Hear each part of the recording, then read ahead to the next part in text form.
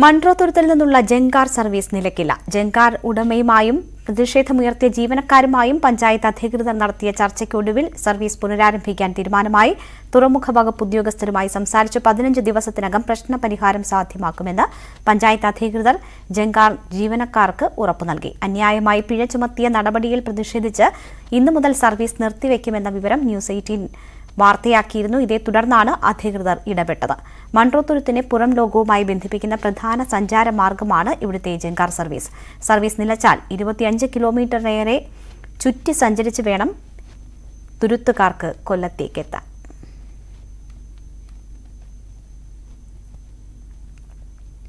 കണ്ണൂർ കൊട്ടിയൂരിൽ അച്ഛനും മകനും പുഴയിൽ മുങ്ങി മരിച്ചു. ചുങ്കക്കുന്ന് ഒറ്റപ്ലാവ് സ്വദേശി നെടുമറ്റത്തിൽ ലിജോ, 6 വയസ്സുകാരനായ മകൻ നിവിൻ എന്നിവരാണ് മരിച്ചത്. ഇരട്ടത്തോട് ബാവലിപ്പുഴയിൽ കുളിക്കുന്നതിനിടെയാണ് അപകടമുണ്ടായത്. ഉത്സവപ്പറമ്പിൽ മർദ്ദനമേറ്റ യുവാവ് മരിച്ചു. ബാലുശ്ശേരി എരമംഗലം സ്വദേശി LK ബിനീഷാണ് മരിച്ചത്. 4 ദിവസമായി മലബാർ മെഡിക്കൽ കോളേജ് ആശുപത്രിയിൽ ചികിത്സയിലായിരുന്നു. തിങ്കളാഴ്ച രാത്രി മർദ്ദനമേറ്റ ബിനീഷിനെ ഉത്സവപ്പറമ്പിൽ അബോധാവസ്ഥയിൽ കണ്ടെത്തുകയായിരുന്നു. മരണത്തിൽ ദുരൂഹതയുണ്ടെന്ന് ബന്ധുക്കൾ ആരോപിക്കുന്നു.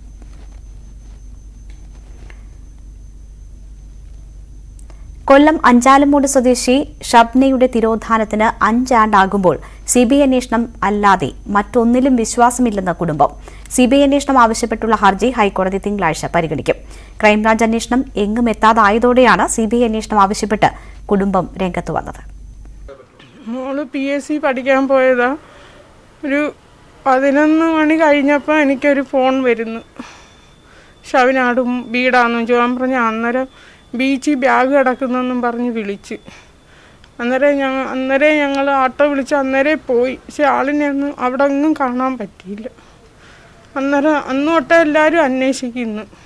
പക്ഷെ ഇതുവരെ ഒരു തെളിവില്ല. നമ്മളെ ഒന്ന് ഫോൺ വിളിക്കുക ഒന്നും ഇതുവരെ അറിയത്തില്ല. ഇനി ആരെങ്കിലും കൊണ്ടുപോയി പിടിച്ച് കൂട്ടിയിട്ടേക്കുന്നൊന്നും അറിയത്തില്ല. റജിലയുടെ ശബ്ദം ഇടറാൻ തുടങ്ങിയിട്ട്, വാക്കുകൾ മുറിഞ്ഞു പോകാൻ തുടങ്ങിയിട്ട്, കണ്ണുകൾ തോരാതായിട്ട് 5 കൊല്ലമാകുന്നു. 2018 ജൂലൈ 17 രാവിലെ 9:30 കടവൂരിൽ PSC പരീക്ഷാ പരിശീലനത്തിനായി പോയതാണ് മൂത്ത മകൾ ഷബ്ന.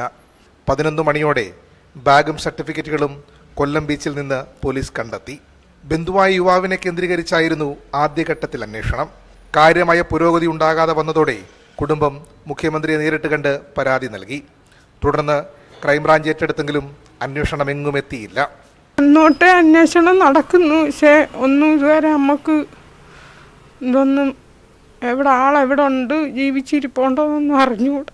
ഹൈക്കോടതി കേസടക്കി. ഇനി 3-ാം തീയതി കേസുണ്ട്. CBIക്ക് കൈമാറണമെന്ന് പറഞ്ഞ് ഞങ്ങൾ ആവശ്യപ്പെട്ട് അവരെ ഏറ്റെടുക്കണം. ഏറ്റെടുത്ത് മോളെ കണ്ടെത്തി തരണം. ജസ്ന തിരോധാന കേസ് CBI ഏറ്റെടുത്ത നടപടിയാണ് കുടുംബത്തിന് പുതിയ പ്രതീക്ഷ നൽകിയത്. CBI അന്വേഷിച്ചാൽ മകളെ കണ്ടെത്താൻ കഴിയുമെന്നാണ് കുടുംബത്തിന്റെ വിശ്വാസം. ന്യൂസ് 18 കൊല്ലം. രാജ്യത്ത് കോവിഡ് രോഗികളുടെ പ്രതിദിന എണ്ണത്തിൽ നേരിയ കുറവ്. ഒരു ദിവസത്തിനിടെ 2994 പേർക്ക് കോവിഡ് സ്ഥിരീകരിച്ചു. കഴിഞ്ഞ ദിവസം 3000-ലധികം പേർക്ക് രോഗം സ്ഥിരീകരിച്ചിരുന്നു.